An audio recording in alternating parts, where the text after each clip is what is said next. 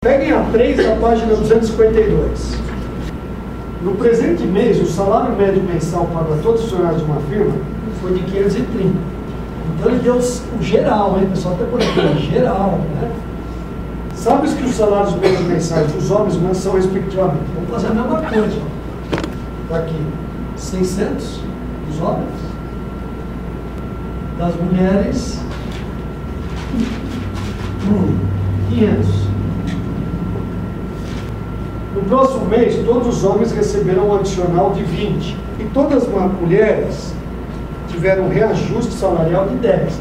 Supondo que o quadro de funcionários não se alterou a quantidade, após esse reajuste, o salário médio mensal de todos os funcionários passa a ser igual a... Ele quer saber quanto que é a média geral de novo, né? A nova média, vou pôr aqui, ó. A nova média, vou pôr aqui, ó, dos homens, nova. Depois do adicional.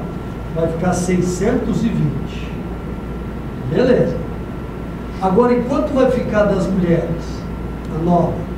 Você vai multiplicar por 1,1. Ah, então vai para quanto? 550.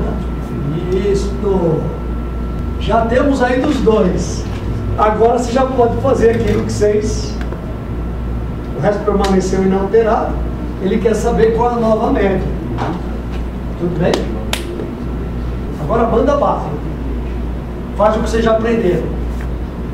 A relação de quantidade, ele não deu quantidade aqui de gente, deu? Não, todo mundo é 100%. Mas qual é a distância deste para este, pessoal? Qual é a distância? 70. Ó. E a distância desse para esse? Essa quantidade permaneceu, lembra? Ó, 70%, 30%. Lembra? Inverte. Lembra disso que eu falei? 30, então pensa assim, tinha 30 homens e 70 mulheres, tudo bem? A distância para eu descobrir vai ser 30 e 70, só que invertido, né? Como a distância para os homens é 70, põe 70 para as mulheres. Como a distância para as mulheres é 30, põe 30 para os homens. Então tinha 30% de mulheres, de homens e 70% de mulheres, tudo bem? Já sei a quantidade. Vai. A mesma coisa, a quantidade permaneceu a mesma. Tudo bem? Permaneceu a mesma, hein? Aqui não mudou. Vai. Quem vai ser o equilíbrio? Ora, vou inverter. Ah, então os homens têm quanto? 30%. E as mulheres têm quanto? 70%. Tá tudo bem até aqui? Nós já descobrimos isso com a nossa técnica. Agora, olha só. Qual é a distância que eu tenho daqui até aqui? 70. Qual é a distância? 70. Braço maior. Tem quanto? 70? 70. Então eu vou pegar 30% de 70.